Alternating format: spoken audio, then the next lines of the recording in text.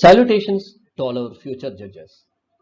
In this video, we are going to see Indian Evidence Act 1872. But before going into the video, I'd like to make few requests to our viewers as well as the subscribers. Kindly do not skip the video. Watch the video from the beginning till the end. If you skip in between, you may be missing very crucial information or very crucial aspects which have been explained. Hence, watch from the beginning till the end.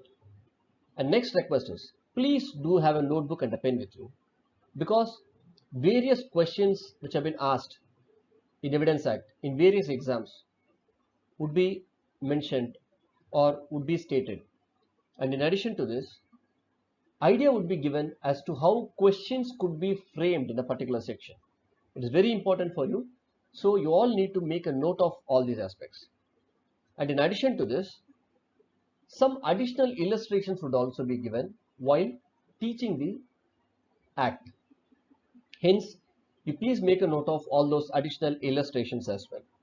They would be of absolute help to you in understanding the particular section. And in addition to this, various ways or techniques would be taught which would help you to remember those sections, or to say some memory techniques would be given. This would be really helpful to you in remembering the sections when you go to the exam. I hope this video would be of absolute and great utility to you. Now, let us try to understand section 9. Facts necessary to explain or introduce relevant facts. There are various aspects covered under this section. Let us see those aspects one by one. So if there is a fact which explains or introduces the fact in issue or relevant fact, that is considered to be relevant. If there is a fact which is supporting or rebutting an inference suggested by the fact in issue or relevant fact, that is also relevant. Or which establishes the identity of anything or person.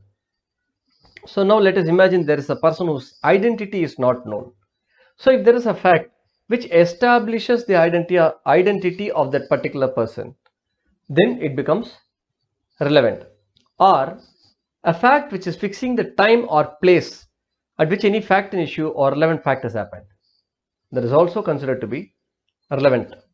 Or a fact which is showing the relationship of parties by whom any such fact was transacted, then that is also relevant. And for that purpose it is relevant. So that is the point they are saying to say this is very important, or relevant in so far as they are necessary for that purpose. If that is not a necessary aspect, then it is not relevant. So it should be necessary. Now let us move to the illustrations. Illustration A under section 9. So the question is whether a given document is the will of A. Some document has been given. It needs to be identified whether that was a will written by A. So to determine this, the state of A's property and of his family at the date of the alleged will may be relevant facts. In what situation or what state A's property was, and the position or the state of his family members at the date of the alleged will may be relevant facts. Now let us move to the next illustration, illustration B. A sues B for libel, imputing disgraceful conduct to A. B affirms that the matter alleged to be libelous is true. So in this case, a person is suing B for a libel, and B accepts that it is a libel. So that is very important. In this case, he is accepting that it is a libel. The position and relation of the parties when this libel took place are considered to be relevant and are considered to be introductory to the facts. Let us try to understand this. A sues B. B has said something which is a libel, or he has accused him. So in that case, what was their position or relationship? A and B may not be in good relationship, or they could be in good relationship. Their position could be something different. They may be holding a particular position. All these factors are absolutely relevant in this particular scenario. Now, the next aspect is the particulars of a dispute between A and B about a matter unconnected with the alleged libel are irrelevant. So, what are considered to be irrelevant? If there is a matter which is unconnected with the said libel, then the particulars pertaining to that are irrelevant. Though the fact that there was a dispute between may be relevant if it is affecting the relationship between the parties. Now, let us try to understand this in a very simple manner. There is a party A and B. They had some dispute. Whether the dispute will be relevant? It will be irrelevant if it is unconnected with the libel. Simple. It will be relevant if it is connected with the alleged libel. Now, in addition to this, to establish that there was a dispute or there was a strained relationship between the parties, this can very well be taken into consideration. It's as simple as that. Now, let us move on to the next illustration. See, A is accused of a crime. That is the point they are given. This example contains three parts. The first one is a person called A is committing some crime. He is absconding from the house. This should show his conduct subsequent to under section 8. Already we have seen that. Now, let us move on to the next step. The fact that at the time when he left the home, he had shown some urgency. Imagine he is going out of the house, rushing. So, this becomes relevant to explain the fact that he left the home suddenly. A person who is absconding won't be prepared. A person who is trying to abscond after a crime will do something sudden, as if it is an urgent business. So, that is relevant. However, for what business he went is not relevant. For example, he may say some reason saying that no, I need to meet my friend, that's why I have to go urgently, or I need to pick somebody from the railway station, or it could be any reason. He may say like I'm in urgency or I'm in a hurry. The purpose for which he is going is not relevant except to prove that he was doing the business in a sudden and urgent manner. Only to prove the fact that there was an urgency, the business would be taken into consideration, or the business for which he went would be taken into consideration. Now let us move on to the next example, D. A sues B for inducing C to break a contract of service made by him with A. That is the point. Let us try to understand this example in a very simple manner.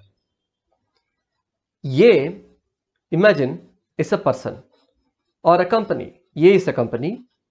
It is signing a contract with one Mr. C. So, one day the C is coming and saying to the company A, no, I don't want to serve you anymore. I'm leaving this company because the B company has given me a better offer. This statement is absolutely relevant, and based on this statement, A can sue B because this shows the conduct of B. So, B has induced C, due to which he is leaving the company. Now, let us try to understand example E. A is accused of a theft. Imagine he has stolen a gold necklace. Let us try to visualize the example. A is going into a house. He has stolen a gold necklace. He is giving the gold necklace to one Mr. B. And that B is taking the gold necklace and handing it over to the wife of A, saying that your husband, that is A, wants you to hide this necklace. In this case, B's statement is relevant as explanatory of a fact which is part of the transaction. So it is an obvious fact that B knows that it is a stolen property, and the wife of A is also aware that it is a stolen property, or at least to the extent that it could be a stolen property. Now let us move on to the other example, F. A is tried for a riot and is proved to have marched at the head of a mob. The cries of the mob are relevant as explanatory of the nature of the transaction. So you would obviously see that in a mob people start shouting or they give out slogans. So that itself explains the intention of the people. That would prove the intention of having the riot.